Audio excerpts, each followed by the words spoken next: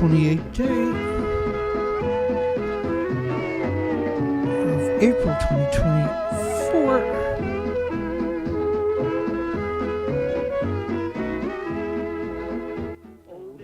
Let me get this under control here. I'm Dana Durnford. I'm also known as the nuclear proctologist.org, and you can call in at 709-589-4406. 709-589-4406. This is a Canadian number. If you're in Canada, you put 1 in front of it. And you can call in from Canada, United States, and Mexico.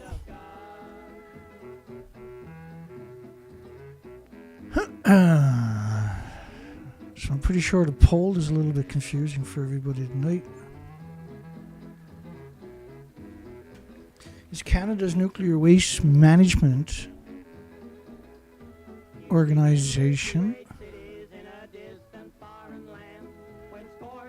Oh, they're still playing?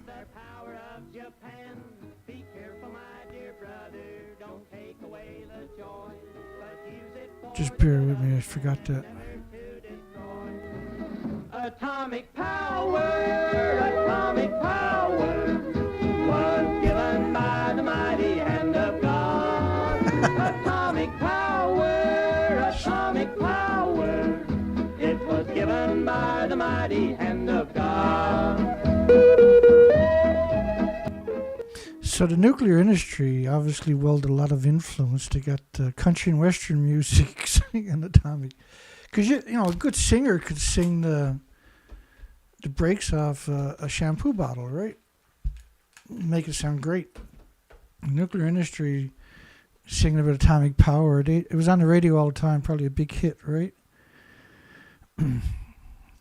Brainwashing works that way. Alrighty, so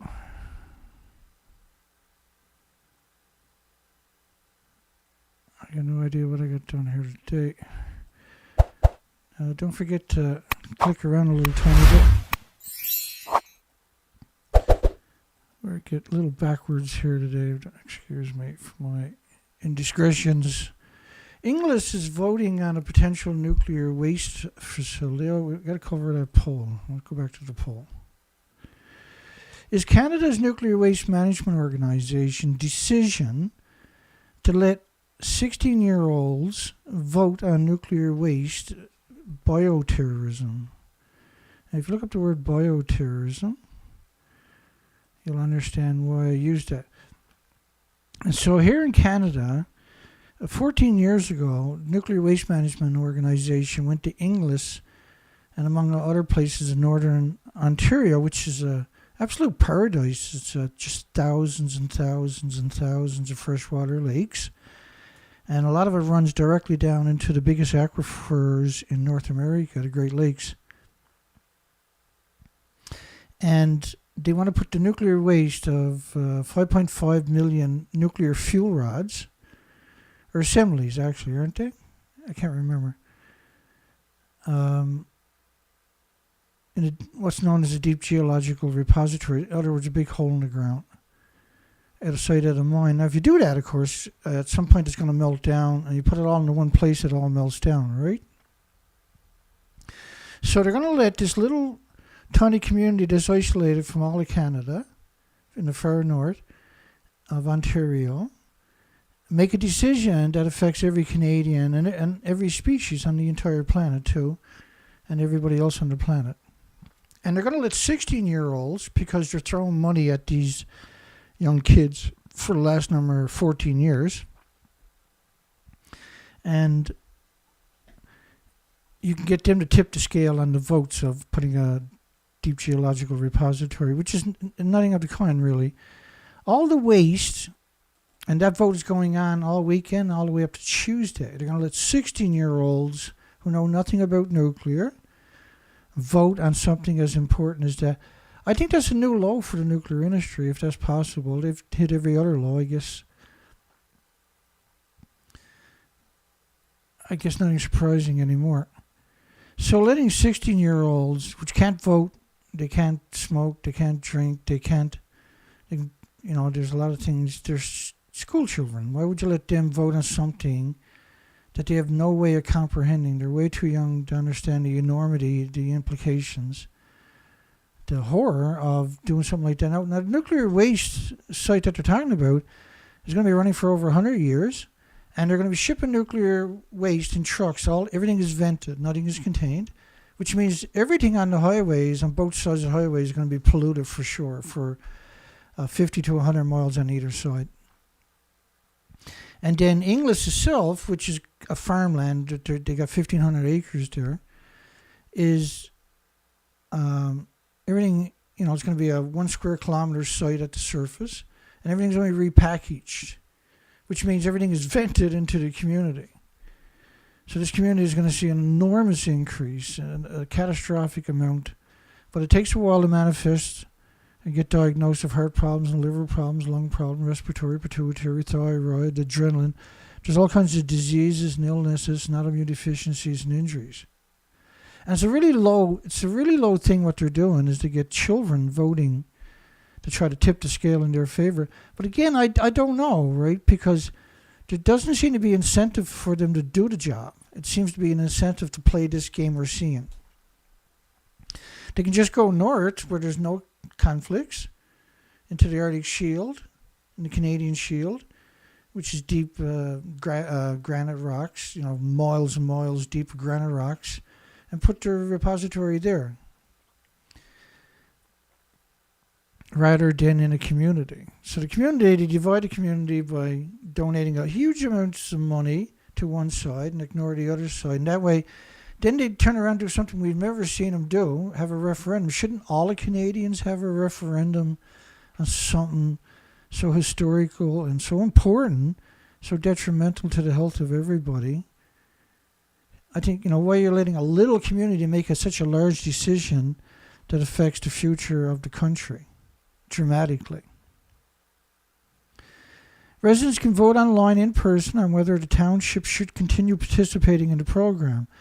My take on it for a long time, as you know, if you've been here regularly, is they don't want a deep geological repository or a repository at all. They want to, because this fuel is still splitting atoms. This is why I talk about when they repackage it when they're driving up here, it's still splitting atoms. It's vented, and so those atoms are released on the highway continuously, and it produces, in its lifetime, it will produce more material than you have there originally, because it's a perpetual disease factory where it's producing radioactive isotopes on a level most people can't even comprehend, and that is, with no containment, obviously released into the ecosystem, the environment. It permeates into every facet of the ecosystem, particularly your water, and your pollinators are destroyed right away.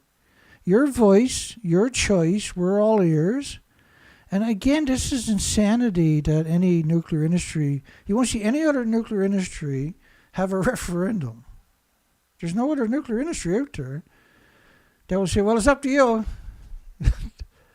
They'll all go like, frig you, right? That's the nuclear industry. In fact, they'll go through great trouble to poison you. And you'll see that if you're not familiar with this topic, if you watch this whole show, you'll see lots of that. And they're perpetual liars. That's what these shows are. We only cover stories of lies or great harm, right? And so we do say this is a 24-hour, or this is a weekend news cycle, which means it's just so much lies you can barely wrap your mind around it.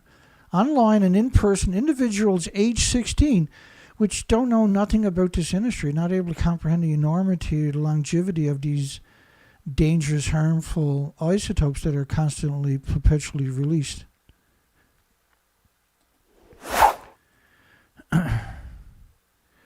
Yeah. I've been cooking. So all the pictures like this you're going to see tonight are my pictures that I created the weekend. I can't remember. It's almost 500 pictures I created the weekend. So don't worry, we're never going to get near that number.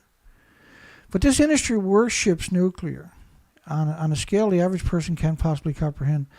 So age 16 and over, and they call them individuals. Well, there's not a lot of two-headed people that I know about up there, so why would he use the word individuals? Because you want to separate them. Oh, you're an individual. You're 16. No, you're not. You're a child, and you should leave the children alone, you disgusting parasites. May cast a ballot on whether the township should continue participating in the process. And the consulting firm will use the results as data for a report to Ignace Council on the degree of the community willingness. And you'll notice this willingness engagement team.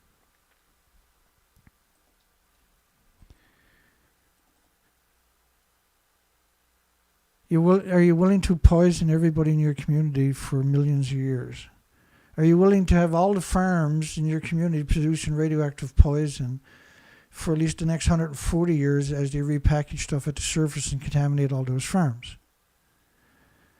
This industry is just completely unhinged. No concept of right or wrong. Well, they know what wrong is. They got to hide it in order to know. But they got no concept of right. So this decision is very important to every person who participated in the 14 years of conversations with the Nuclear Waste Management Organization, which is industry itself, which is the very last people we want to put in charge of something so incredibly dangerous. They have around $28 billion. So how much interest are they making on that every year? A lot of money, right? So they can hire and fire as many people as they like, and they're never going to touch the original money. They can throw money in the communities, they're never going to touch the original money. And this is what they've been doing now since their inception, which is like 18 years ago, I believe. Ignace raised his hand 14 years ago as a possible host community.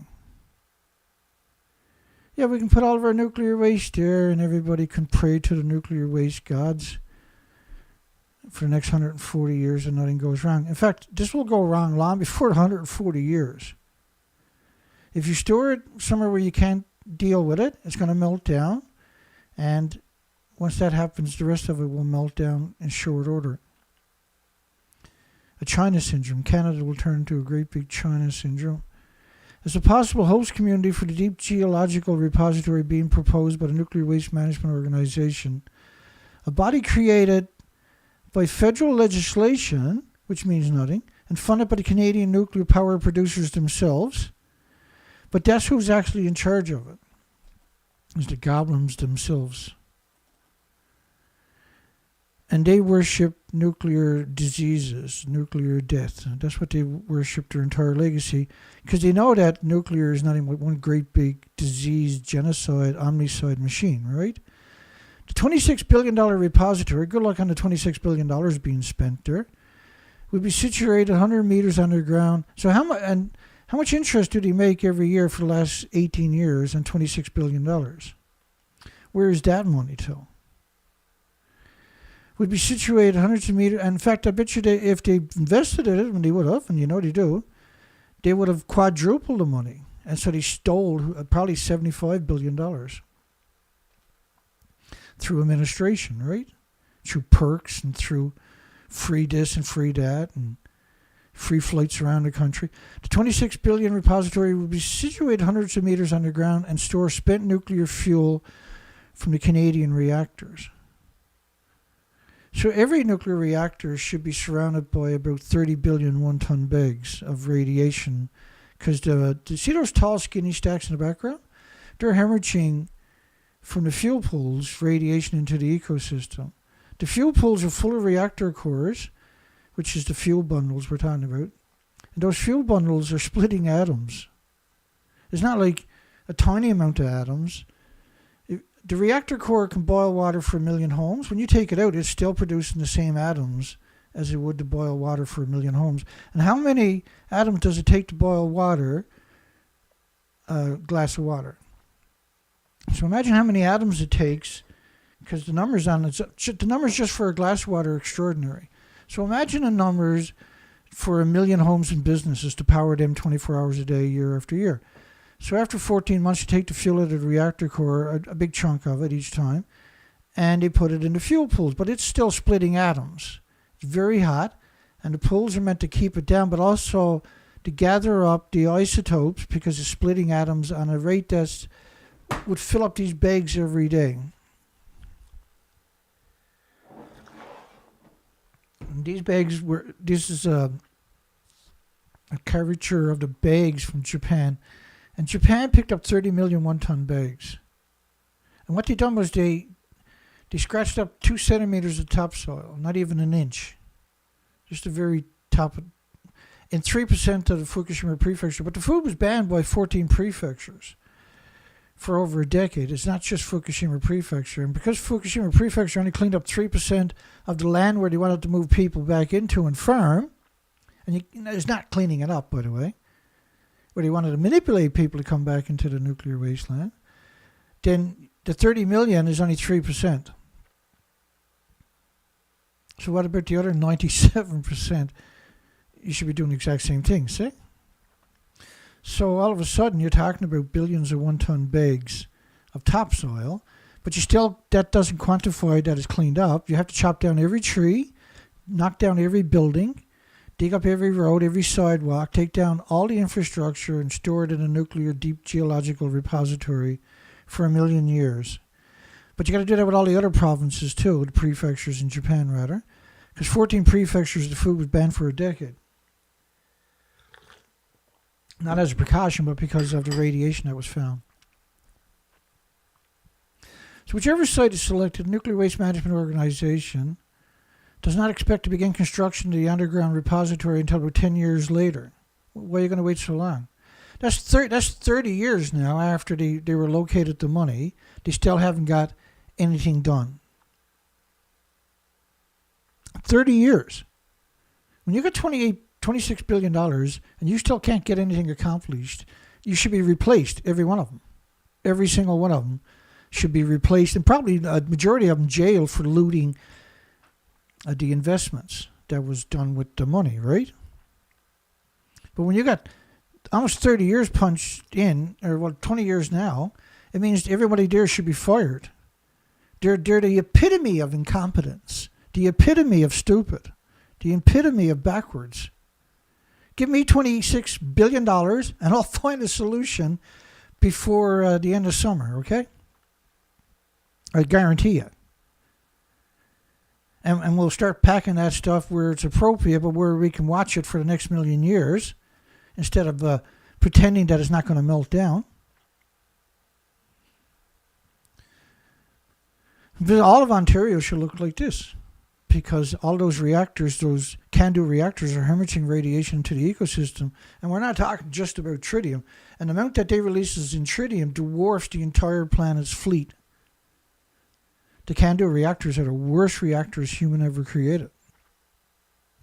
I mean, the Point Leper in New Brunswick reactor releases legally, because they can't contain it, 14,600,000 trillion atoms a year. These are catastrophic numbers. These are numbers that are normally equated with large disasters, but they can't contain it. Some of the CANDU reactors from Bruce Power, for instance, are right alongside the water intake where they get rid of the radiation, is right along the intakes for the drinking water for Ontario. If you go back through my videos on CANDU reactors, you'll find a 3-hour presentation with the academic studies that backs up those assertions. And for 3 hours, I go right down that rabbit hole, which is just a terrifying descent into the fact that the nuclear industry has no checks and balances whatsoever. What makes anybody think that the Nuclear Waste Management Organization, which is the industry themselves, have any checks and balances?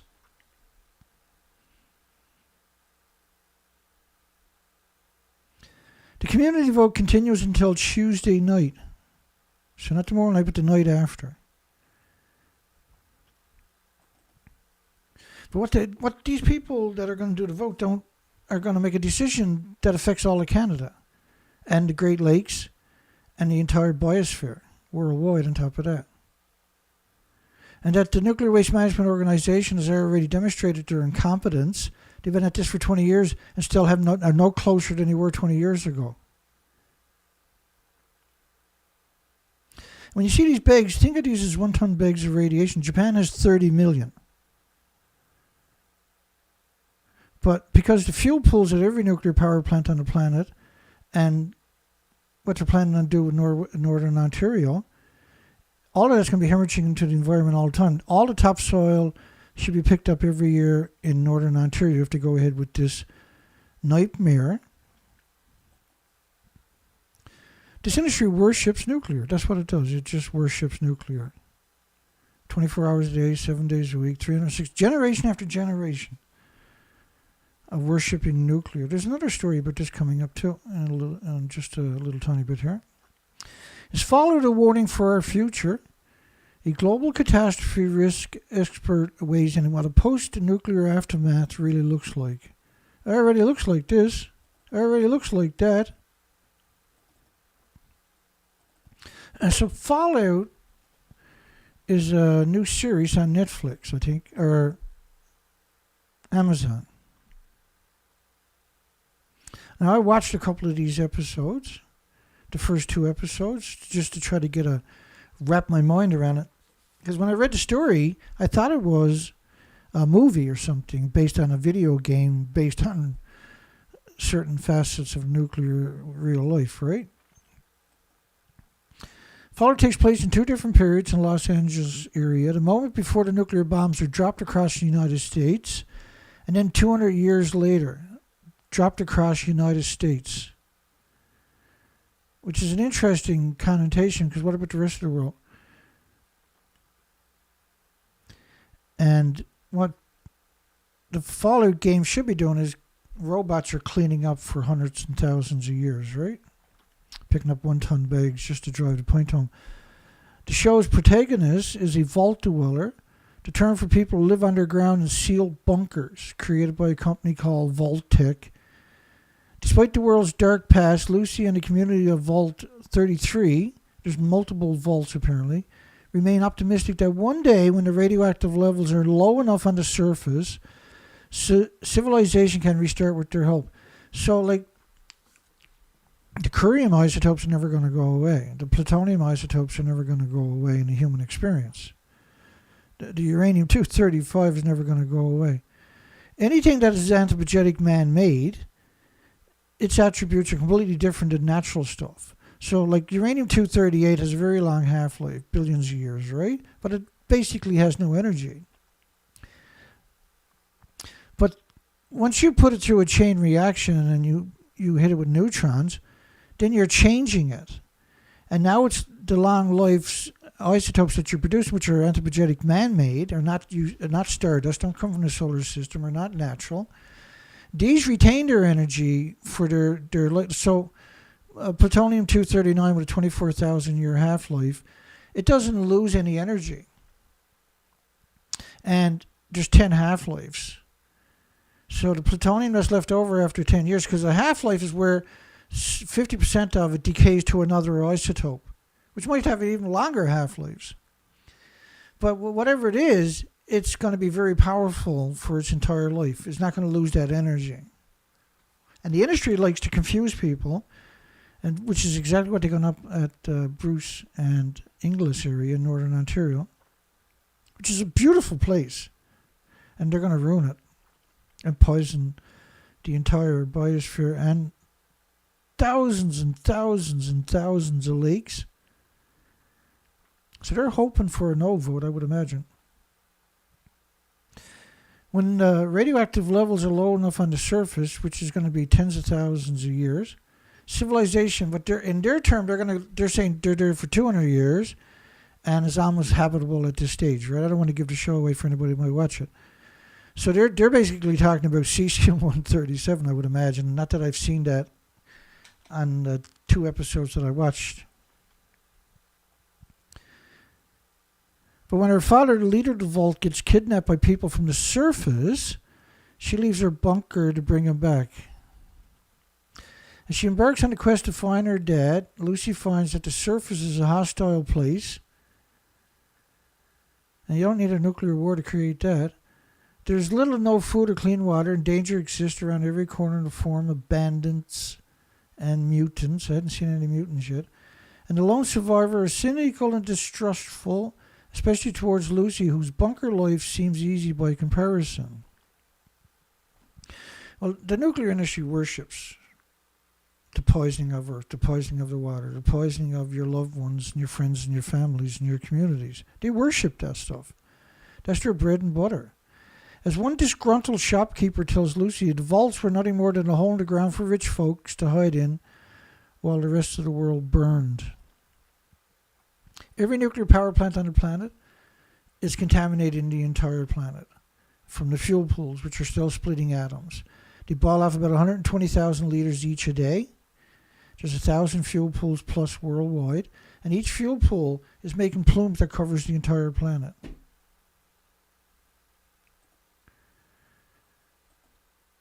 So when you ever see these types of pictures, these are pictures I created. Because there's 149,000 pictures missing. We have around 1,000 pictures, real pictures of one-ton bags from Japan. But there was actually 30 million one-ton bags, so there's 150,000 sites, and 149,000 pictures are missing. We don't have access to them. So I create those pictures you see tonight in order to try to articulate the other 149,000 pictures that are missing. This is a model of cesium-137 from Fukushima based on 31 days. At this point, we're at 21 days, 25 days rather, of radioactive fallout covering the entire planet at day 20, by the way. And we're talking about 1 million to 10 million atoms per cubic meter of air. This is a continuous plume. Think of an invisible snowstorm. So when it starts off, think of a snowstorm. This is a snowstorm. Snowstorms are getting bigger and bigger and bigger. And within 2 weeks, the snowstorm is covering most of North America. By day 31, the whole planet is covered in the snowstorm. The snow never melts. It never stops snowing. The snow never stops falling. It never goes away. But this snow is invisible, and you can't see it or smell it or hear it or feel it or taste it or pick it up or throw rocks at it or perceive it. And it's pulsing energy almost at the speed of light every second. And cesium-137, for instance, pulses energy 600 feet every second. So it'll pulse your neighbor's house down the road, their house, their house, their house, and radiate you in your bed every night and every day. And now when you're talking about a plume that covers the entire planet from the French government, and you're starting to get close to the real thing. But see, I'm going to show you a couple of these pictures of the reactors before we finish up this next story. So that's reactor 3. That was a Medusa. That's a mixed oxide reactor, plutonium mixed oxide reactor. Reclaimed uranium, plutonium. This stuff is 2 billion times more toxic than industrial poison. So when you see a plume that's covering the planet like this, think about that this invisible plume, which is like a snowstorm, but you can't perceive it, is 2 billion times more toxic than industrial poison. There's reactor 4. Now, officially, that reactor is never lost anything, and neither did reactor 3. It never lost anything, and neither did reactor 1 or reactor 2. And that all 4 of these reactors, which actually lost everything, and had 2 fuel pools at the top of the building, went around 8 reactor cores in each building. Each of the reactor cores, by the way, are equal to about 100 Chernobyls, because they're pure uranium, pure plutonium, and they're very large. Whereas Chernobyl was a brand new reactor with no fuel pools. As one disgruntled shopkeeper tells Lucy, the vaults were nothing more than a hole in the ground for the rich folks to hide in while the rest of the world burned.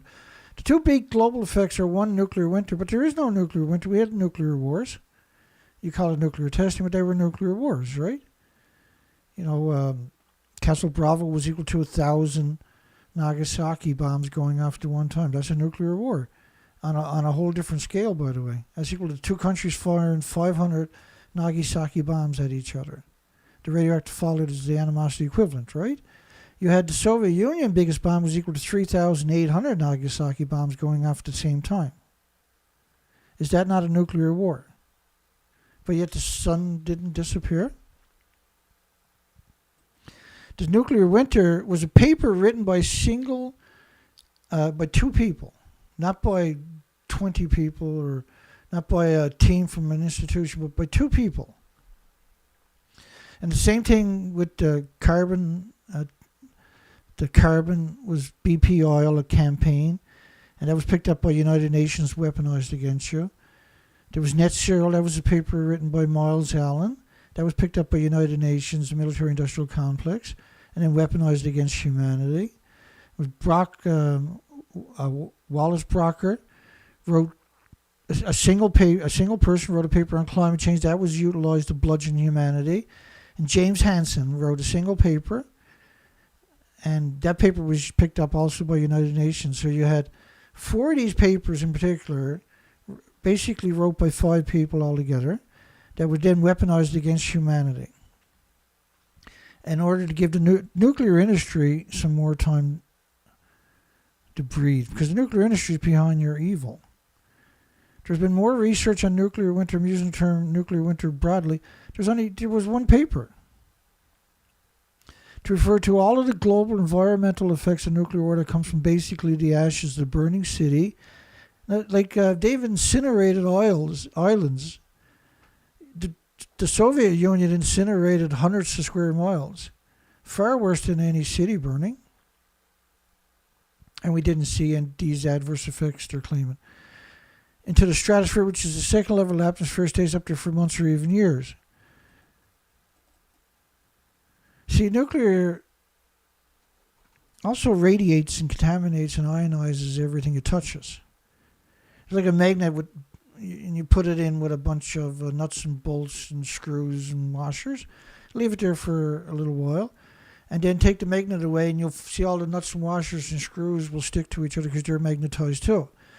But that's harmless stuff. Nuclear will radiate everything with the same kind of, where everything around it gets irradiated. It radiates something, and then it radiates something else. Leaves radiate branches radiate the pollen radiates the bees' nest, the colonies, the honey. And this stuff is lethal to everything with replicating cells. And then when you come up the food chain to people and animals and stuff like that, it destroys their ability to reproduce, but it does it so subtly that, because like in insects, you'll see many generations in a 1-year period.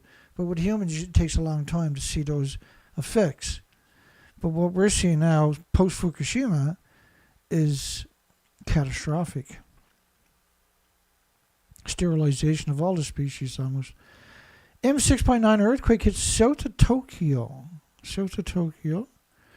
And I was trying to wrap my mind around it. At a depth of 540 kilometers.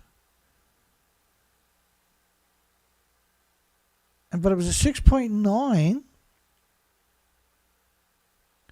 near the island. But it hit south of Tokyo. And it's just such a confusing one. I still didn't figure it exactly. Basically, this is way off the coast. Hundreds of miles off the coastline. And 500 kilometers deep. But yet, Tokyo was shaken from that far away. So the ring, but it's not near the tectonic plates where the tectonic plates can do that, right? That's what happened to Japan in 2011. International Atomic Energy Agency team inspects treated radioactive water released from Japan's Fukushima nuclear power plant. International Atomic Energy Agency, which shouldn't exist, it doesn't have any sovereignty over anybody's country. There's nobody on the planet should give them a second thought or a second look. But what they've done is they have ingratiated themselves into every country's political and has been a weapon. They are United Nations. United Nations has hundreds and hundreds and hundreds of subsidy companies, and they've taken over most of the facets of your planet Earth. And then 195 United Nations signatures, like Canada, United States, will do whatever basically United Nations recommends. So United Nations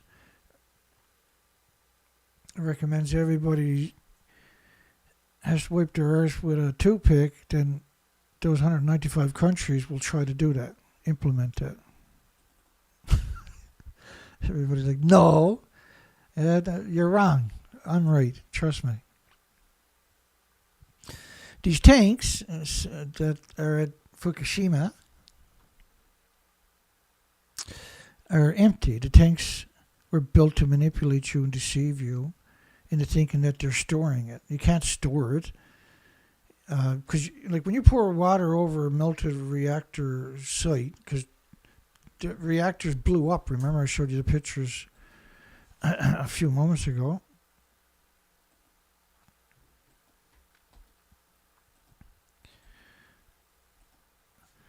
Right, these reactors actually blew up and ejected the reactor cores and the fuel pools out of the buildings. There's some left in the building, but it's just a fraction of a percent of what was originally in the buildings, which was 4 decades of reactor cores. International Atomic Rafael Grossi,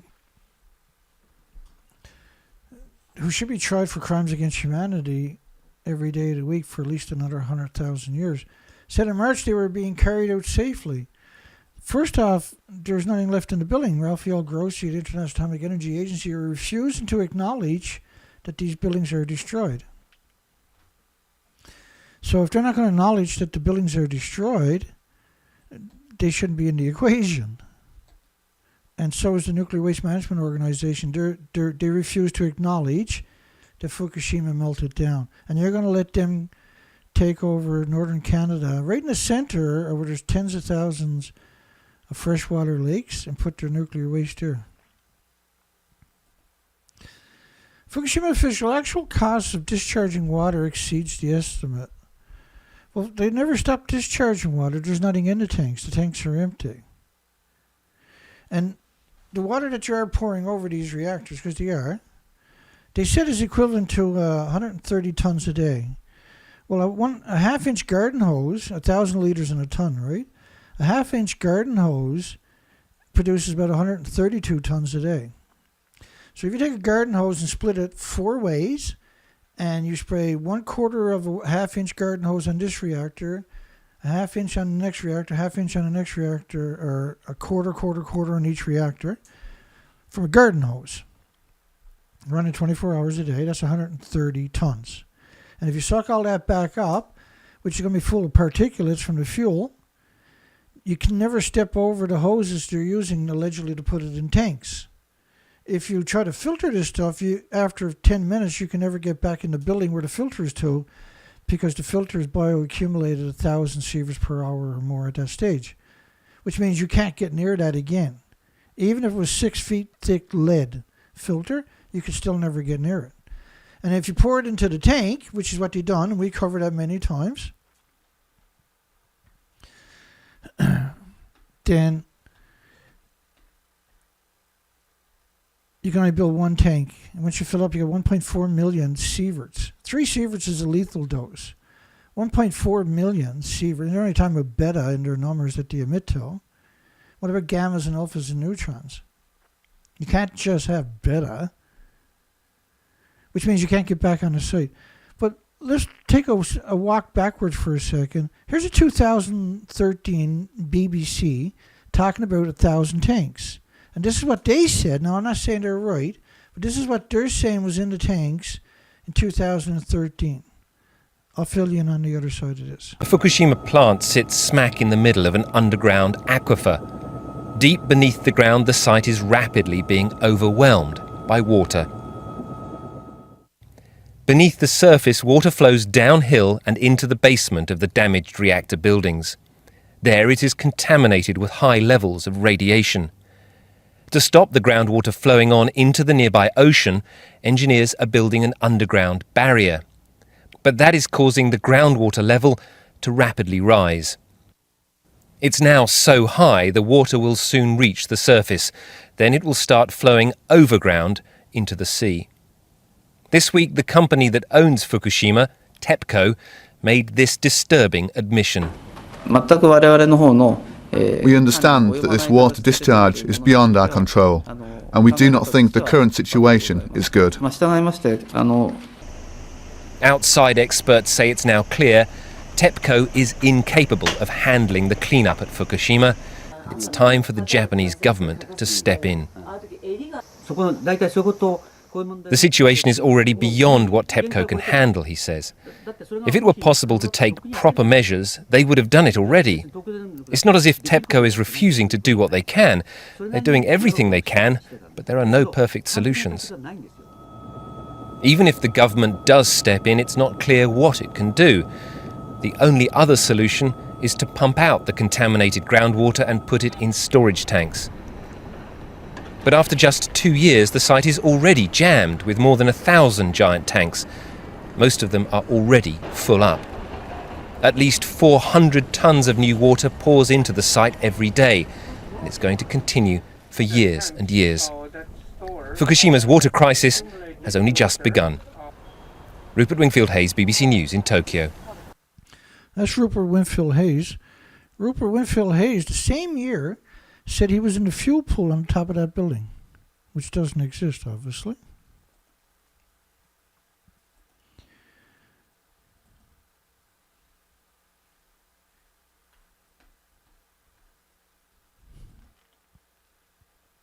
A high-level government official said about an interview with China that the Japanese government came up with a total of 4 options while planning the nuclear wastewater treatment. Now, that video I played for you said the tanks were all full in 2013, right? They said the tanks were all full in 2013.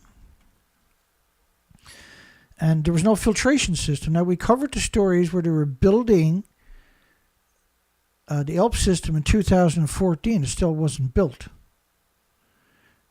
So let's say they did fill the tanks up, which now makes all of their other stories a lie, right?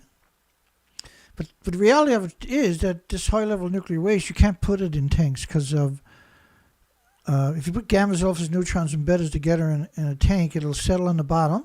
You'll get a reaction from the neutrons, and you start a criticality event that'll burn a hole through the tank. We've seen that Hanford and Mayak in Russia, in United Kingdom. So let's just expand that tanks for one more moment here, because they had 1,000 tanks in 2013, right?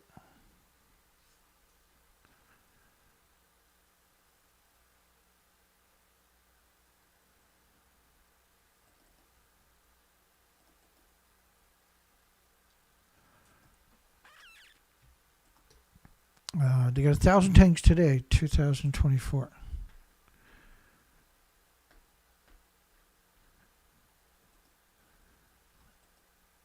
Water above a sievert per hour, just time per liter. Well, if you put that into the tank, you ain't getting back on the site, let alone building another tank there. 1,000 years from now, the water will still be hemorrhaging into the Pacific, because that's true. The whole country is radioactive. And Mari Yamaguchi, 2013, remember that name, had 1,000 tanks in 2013, just like the video I played for the BBC, but they said it was all full in 2013, right? Mari Yamaguchi, 2014, 1,200 tanks. In 2017, Scumbag Australia, 900 tanks. And try walking with both feet flat on the ground like that there. I got no idea why he done that. I'm assuming that it's photoshopped. These tanks would have been empty, first off. If you fill up the tanks, you're not going to go there and work. I don't know why they would have photoshopped it, but it certainly looks like it's photoshopped. And because I do so much green screen work, I wouldn't say it unless I meant it, right? 2019, they had this line right here at the beginning, 1,000 tanks. In 2021, you guessed it, 1,000 tanks. In 2020, Mari Yamaguchi, 2023, I believe. They had, in this line right there where the reach is, accumulated about 1,000 tanks. 2023, yeah. And so this is the water mixing system, they said, for the tritium after everything is filtered. Now, for years and years, they were saying they were filtering the water. Even when the ELP system didn't exist, they said they were filtering it with the ELPs.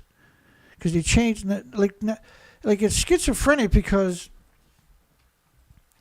think about the insanity of what they're saying. Is they're saying currently that never happened. Reactor 4 doesn't look like that. They're saying currently Reactor 3 doesn't look like that. That never happened.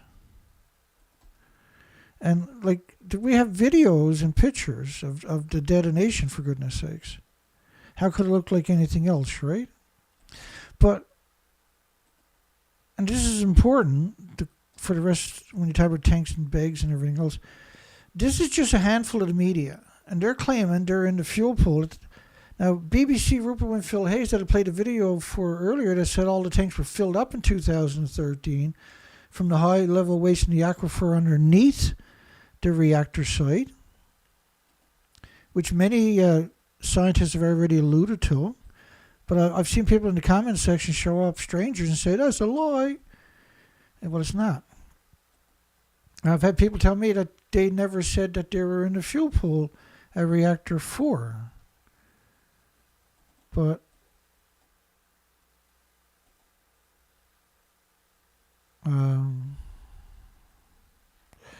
I played that video many, many times, right?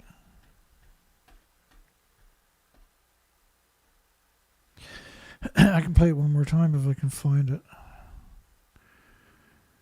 The only problem with me is I got so much information, right?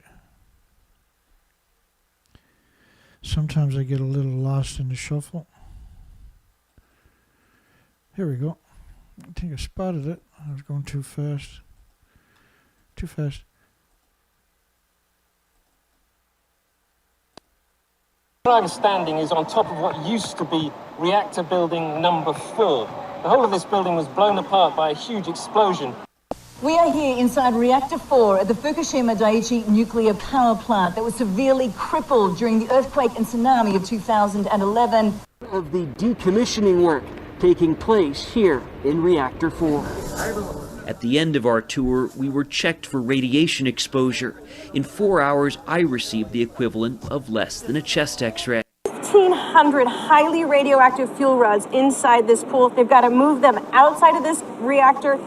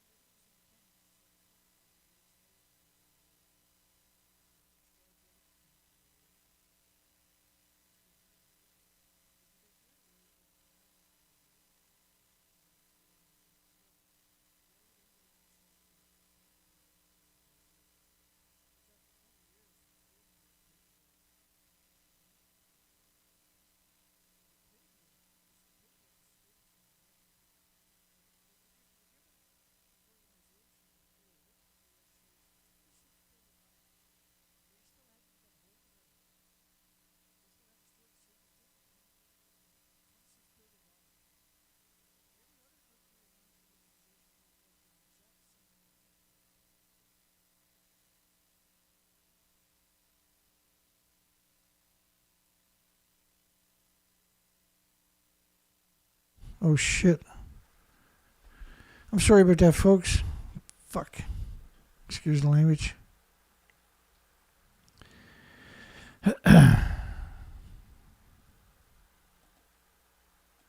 We got sound now. My apologies to everybody. I'm not sure how much we missed because I was yakking away, right?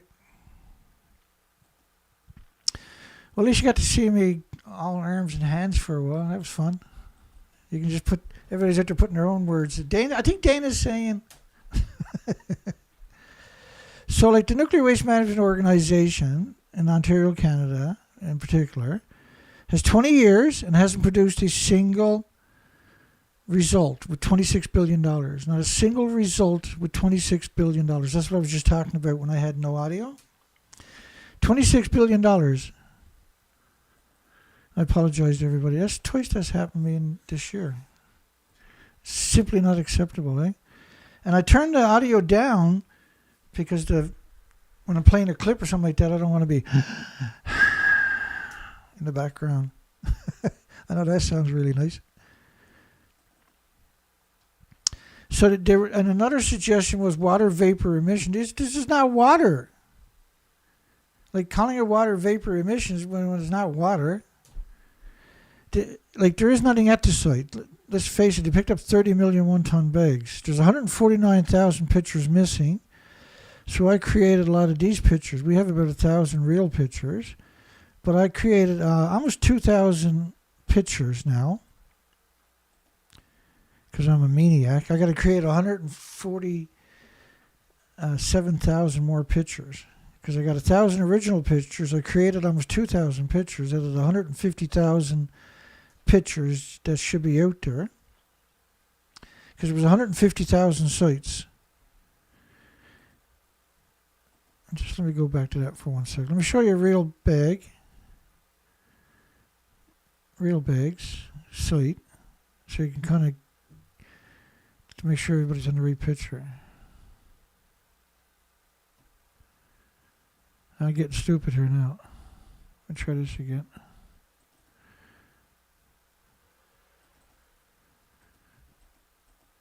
Like the whole story is so nuts. It's hard to comprehend that it's real.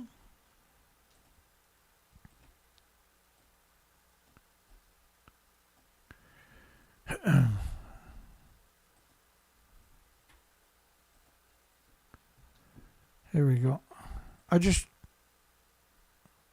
want people to see the bigger picture. I'll go to the big screen. So, like, they're so crazy, they're growing. Thanks, Colette, for texting. So they're so crazy. I'm surprised. I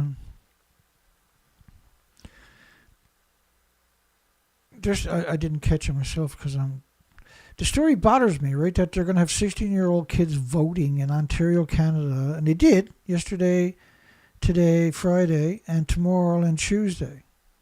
It's just, it's unconscionable. These people haven't done nothing for almost 20 years with $26 billion. They're going to spend another 10 years before they even start building the site. That's 30 years, $26 billion. And didn't accomplish nothing. Only divide communities. So they're purposely trying to poison you, otherwise they wouldn't store it underground. The problem with it is it's always splitting atoms. It's not that it's just toxic to be around, it's splitting atoms and you can't contain it. They're vented in your community. And this is why they choose Ignace, they choose Bruce, because of all the farmlands, right? That's where they want to put it to. But this is a real picture in Japan. This is one of 150,000 sites. And in 2019, they had down to 105,000 sites, which was like 30 million. This was Al Jazeera also. And we have some media. Let me play the clip. Some media says there's a lot more bags, some of the experts.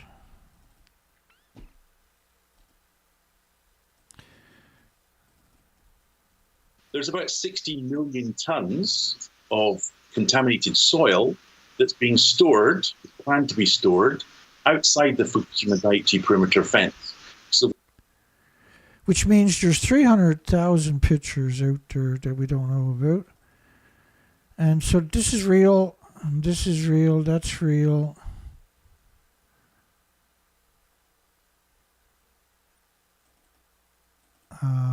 These are real. And they got rice in 1-ton bags stored in the same place.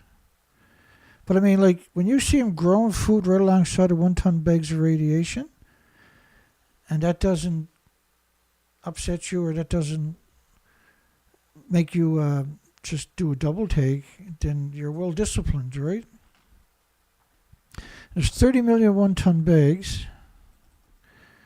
So in 2016, they had 30 million 1-ton bags of radiation. So with 147,000 pictures missing, I still got a lot of work ahead of me, because I've only created 2,000 of these pictures because we only have 1,000 of the real pictures, right?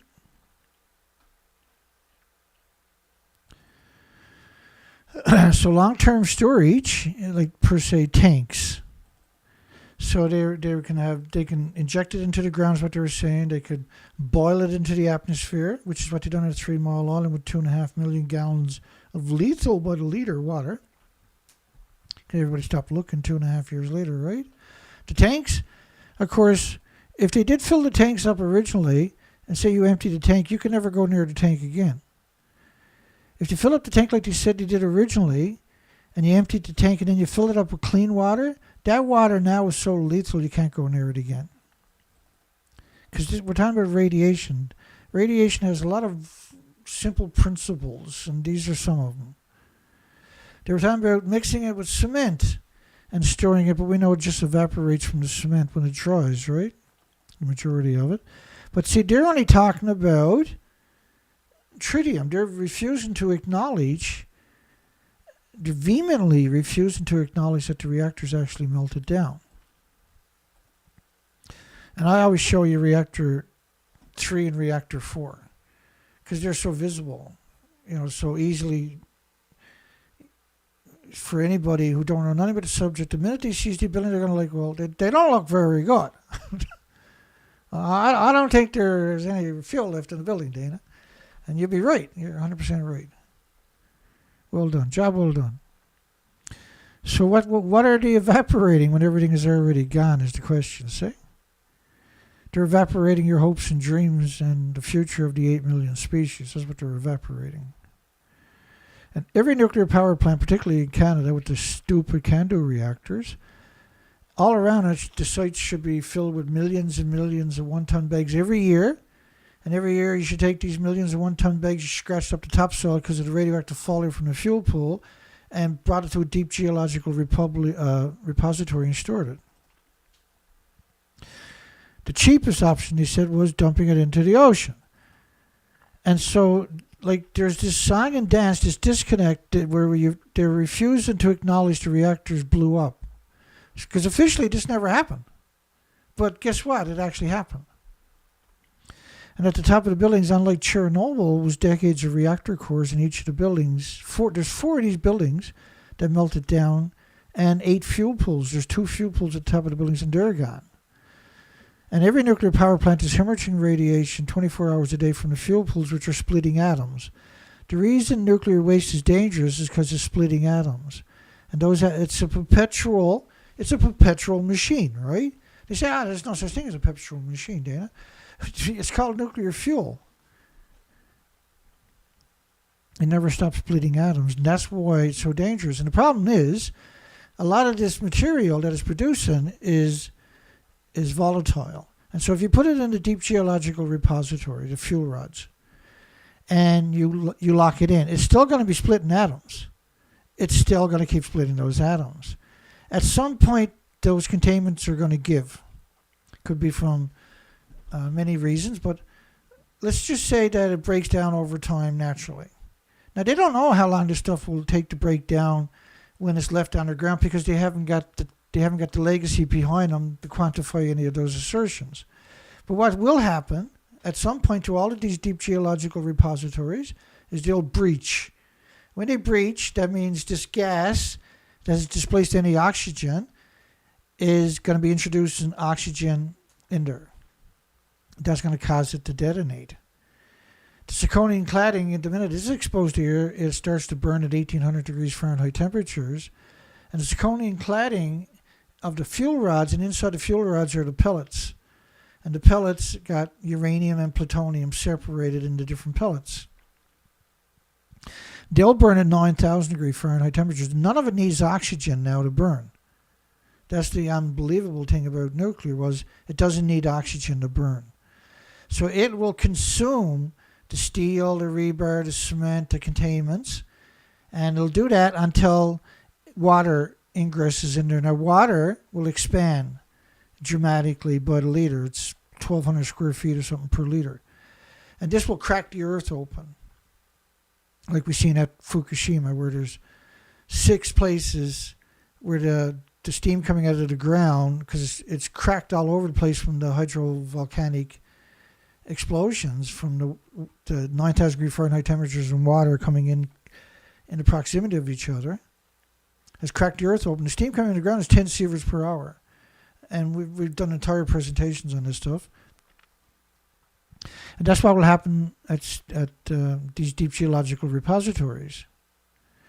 And then the other option is you got vent. You're going to vent everything to the surface, which means you're going to poison everybody for the next million years.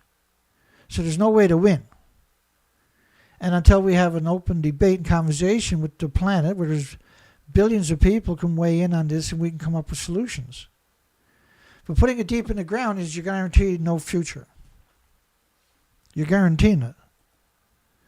And of course, the Canadian Nuclear Waste Management Organization has this hooky 2 scientists that are claiming that if you coat it with a 30th of an inch of copper, the dry cast, so to speak, or not the dry cast, but the containers they're going to use, that it won't denigrate for a million years. But if you know anything about copper, once you put electrolysis, and underground, that's what it is electrolysis, see? Different metals, right? That'll denigrate the material. But also, the fuel rod has this unique feature where it's pulsing neutrons and betas and alphas and gammas, and that's called a Wigner effect. And it breaks down the molecular structure of the atoms, and so they don't bond. So it doesn't matter what you're using. And this is why a nuclear reactor typically only has a 30-year shelf life. It's because they're pressurized reactors, 1,000 pounds per square inch, 2,000 pounds per square inch, and the containment becomes brittle from the neutron bombardment in particular. And the industry is so maniacal in order to keep their share of the market, which has dropped by half since the 90s. They're just 9% of the energy market worldwide, are pushing their reactors to higher capacity to run with a bigger fuel load, which is the opposite of what you should be doing with these reactors, because as they get older, they become brittle. And like Japan, like if you don't understand the industry built reactors on a tectonic plate in Japan, with a 3,000-year legacy and of tsunamis 300 feet high, and a 3,000-year legacy of massive earthquakes just off that shoreline. Like when they built it, they knew the tectonic plates were 50 miles off the coastline. Right? They knew that. And they knew the tectonic plates would go, and that these reactor buildings couldn't sustain a continental drift event, right? Which is what happened in 2011. And now we've seen in January the 1st a similar event, a 3,000-year fault line rupture in the Ishikawa Noto Peninsula. We're lifted up the earth 13 feet for 85 kilometers. It dried out 6 ports. So 6 communities, the harbors, were dried out because the earth came up 13 feet. And so when people say, oh, well, there's a fault line, but it's inactive for thousands of years. Yeah, like Ishikawa prefectures. That's now active. And look at the damage that done. 1,400 landslides. Like the list goes on. The aftershocks are still, in 2019, they were averaging 20 aftershocks a year, 1.5 a month or something, right? Or not aftershocks, but earthquakes. And these were literally tremblers, where they're very sonic, they were deep in the earth, and you barely felt them at the surface. But in 2020, there was 18,000 or something earthquakes that were significant. And the same thing for 2021, 22, 23. And then January the 1st, she blew. Now, they knew that was going to happen. There's no way that you go from 20 a year for 3,000 years to 8,000 a year or whatever it was and not know something's coming, right? And so the people that lost their property and lives up there, the families should sue the government for not moving out of there, right? Because they knew this was coming.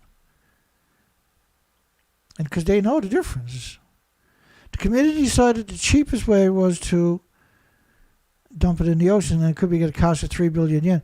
But this industry, no matter what it says, no matter what the price tag is, it has to get you to buy into it. That infrastructure, once you start it, right now it's administration, then 90% of the money goes to administration, 10% of it goes to the infrastructure. So the $3 billion was going to the infrastructure, or the administration, the majority of it. Just 10% goes into the actual infrastructure, and all nuclear does that. And this is why you see the Nuclear Waste Management Organization in Ontario, Canada, with $26 billion that apparently had never grown any interest in almost 20 years. I don't know about you, but the interest in 20 years and $26 billion is probably 3 times that. Right?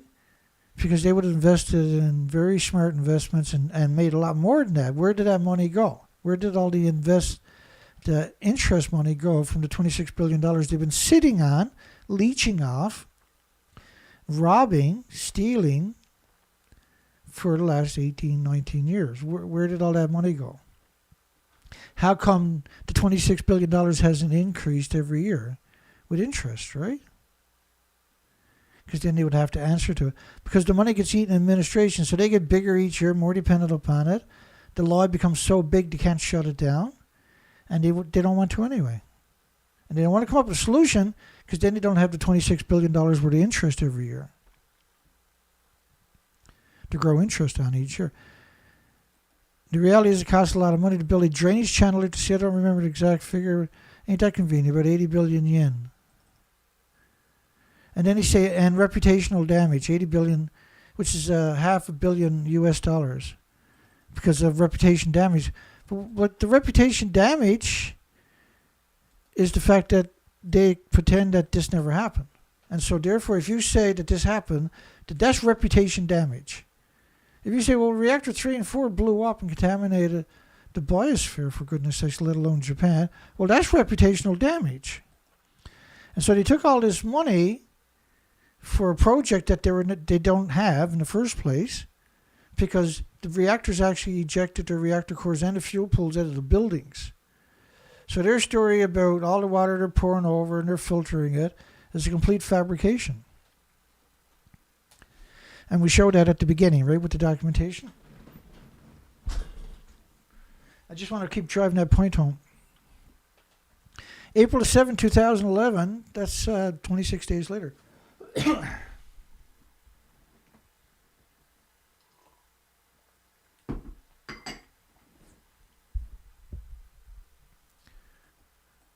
$500 million.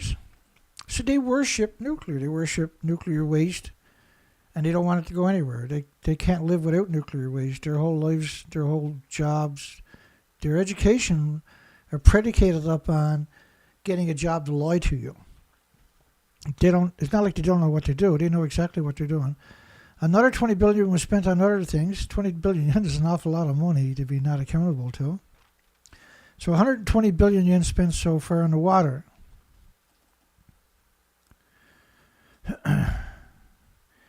Idiot Village, I like to call them Idiot Village, which is surrounded by millions of one-ton bags of radiation. He said that chair over there, and you can't really see it in this picture. There's a chair. It's up there by a building, It doesn't look like a chair. It's not a chair, really. It's called art. Cost $104,000. That's what I mean. This industry is goblins. It never gets rid of the waste. It always has it hemorrhaging into your ecosystem.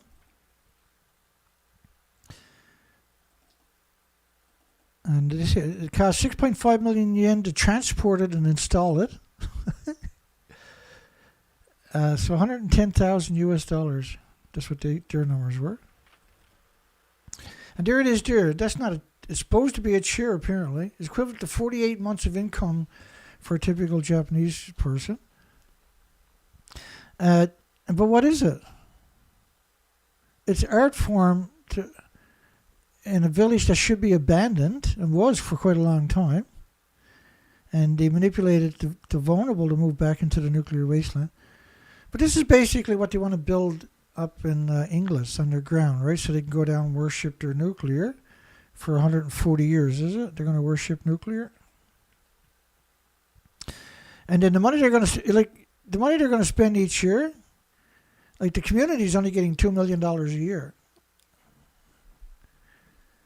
which is a lot of money to a community, right? That doesn't have much. But I mean, they have enormous farming up there. They're going to destroy that. We're not going to necessarily destroy it. They're going to radiate everybody that eats it. Here we go. Back to that story. Or no, this is Poland's story. We are declaring our readiness. No decision yet as Poland declares its readiness to host the nuclear weapons. Poland also just announced they're going to build a reactor for, what was it, $35 billion? $35 billion. Like, that's enough to get geothermal for the whole country. This is a Canadian news report in this one. As part of an expansion NATO alliance nuclear sharing program, the country NATO's not supposed to exist. They were created as an opposition to the Soviet Union, the USSR, right? So when the Soviet Union collapsed, Gorbachev, when that collapsed, then they should have got rid of NATO. But NATO was so powerful. If you look up NATO, it says 30 militaries.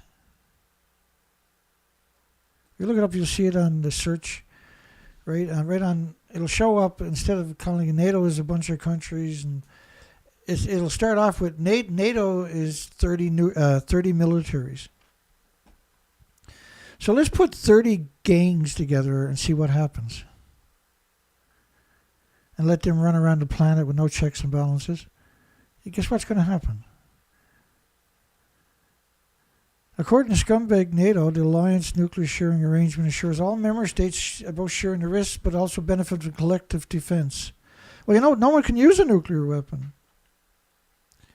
We're supposed to be, we're in 2024. We're supposed to be half civilized by now, I thought. Like, nuclear is strictly about constant fear. The money, that they allocate to nuclear each year is taken away from the country in a way that most people can't perceive. And then each country's got to pay, what is it, $250 million a year to NATO? What does NATO need all that money for? What's it going to do with that money and all those weapons? Well, it's no good having money and weapons if you can't get a war to use it on. And 30 militaries, that's what they're looking for, is a war to use it on. There's no money in sitting around picking their noses. The big money is going in and looting a country, right? And then getting the money from... Because each war, what they do is they'll send plane loads of cash. Pallets and pallets and pallets and pallets and pallets. Most people can't even perceive it. Pallets and pallets and planes of cash. Cash. And you'll see them, and if you go back through the different wars, you'll see them playing football with stacks of cash, soldiers. And you'll see them talking about how they load up 5-ton trucks with pallets of cash, and they'll drive it in the Basra or in Afghanistan or wherever, and they'll park it and get out and walk away, leave the keys in the ignition. Where do you think that's going to go? There's no checks and balances, right? This is the real epitome of nuclear, isn't it? This is real nuclear right there. Worshipping, now that for thousands of years they'll worship the 1-ton bag. The 1-ton bag is the new god, right?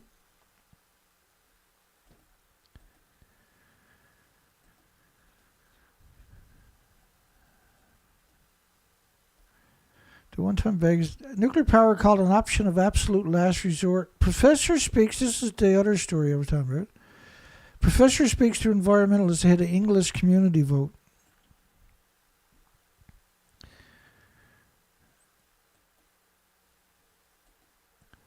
Speaks to environmentalists ahead of the English community vote.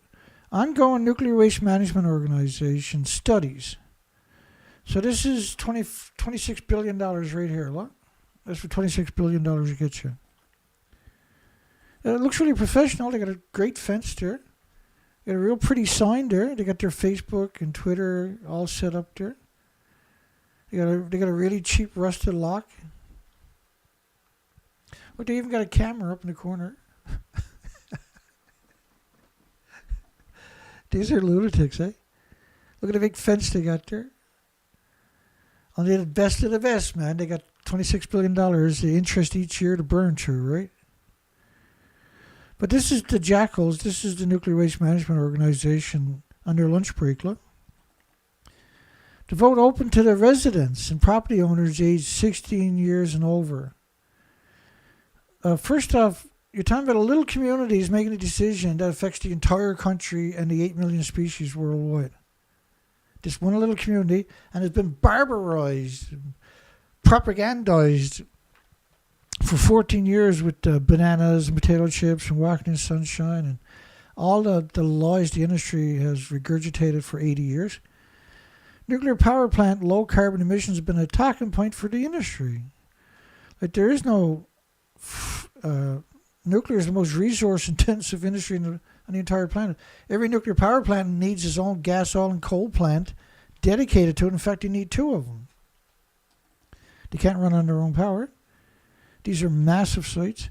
At the Northwestern Nuclear Exploration event earlier this month in English, University of Calgary physicist Jason Donev told Douglas Media he's passionate about the proposed waste repository because he's worried about climate change. Like, what are you talking about? Like, really, what are you talking about? Oh, he's a professor. Oh, well, you know what he's talking about. Yeah, I'll play a clip of what he's actually talking about. That makes it easier for everybody.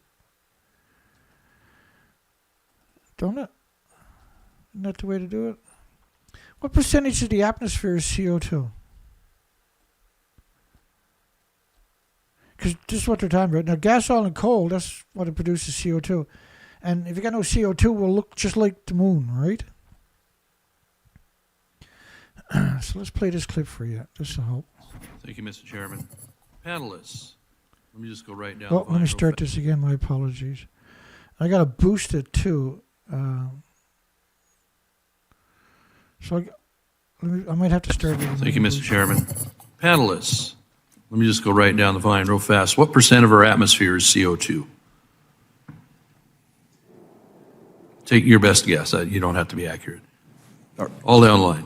Repeat that question. What percent of our atmosphere is CO2, carbon dioxide? Wild guess, it's okay. I'll bite 5%. 5? I'll just follow you then. We'll go 7. That's my favorite number. I'll see their 5 and suggest that we know that transportation causes 49% of CO2, so that's why we're all working on energy transition. All right. So what number do you think it is? 5. 5? How about you? I didn't hear you, Mr. Dreyer. 7. 7. Did you have one, Mr. Boyd? So we got a 5, 7. This Price is Right. 8. I'm going to get the high end. All right. Well, I appreciate that, and I don't mean to put you on ice. I ask a lot of people that because all we hear is climate change, CO2, CO2. I heard a couple of you on the panel saying you're looking to change your vehicles to electric, even though we don't have the electric grid. And me as a farmer, I wouldn't be real happy about running out and replacing $300,000, $500,000, $1 million pieces of equipment because someone wants it to be electric. The answer is 0.04%. Not 1%, not a half of a percent. It's 0.04%, and it's gone up from 0.03 over the last couple decades. This is what we're being all contorted into doing, is this tiny change in CO2. If we get below 0.02, plant life starts dying off. So check my volume. So 0.04% is not going to cause climate change. What I'll tell you what is going to cause climate change. It's 80 years of emissions from nuclear. And let me explain how that works. Let's be honest. Let's not play games. I got a great way to explain it. Just give me one moment.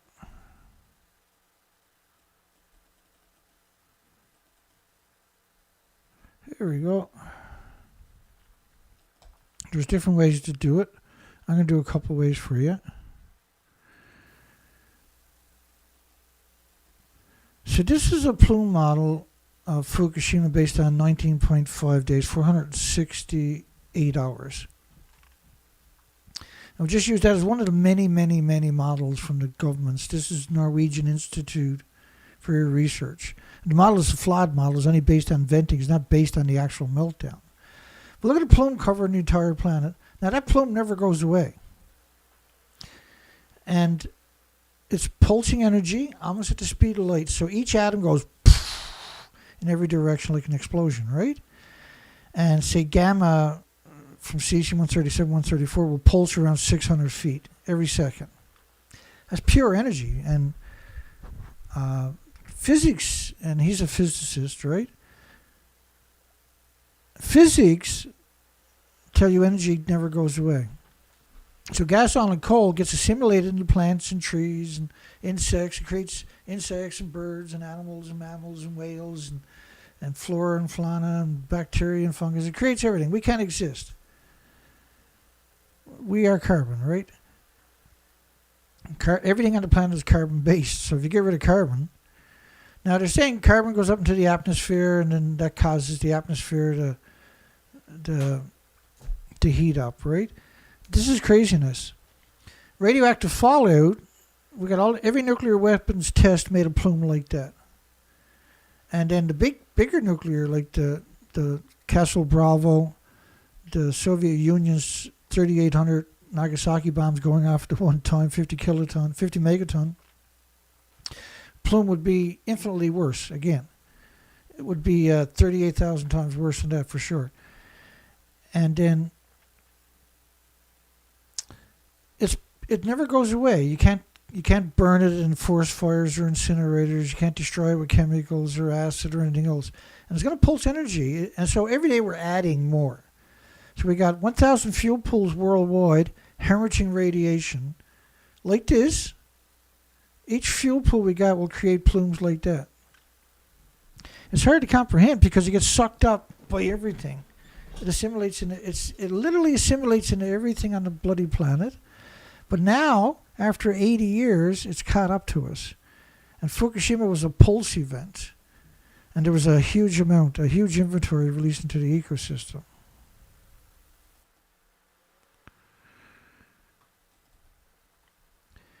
He said, I'm very worried about we are making a lot of CO2 and putting it into the atmosphere, the professor said.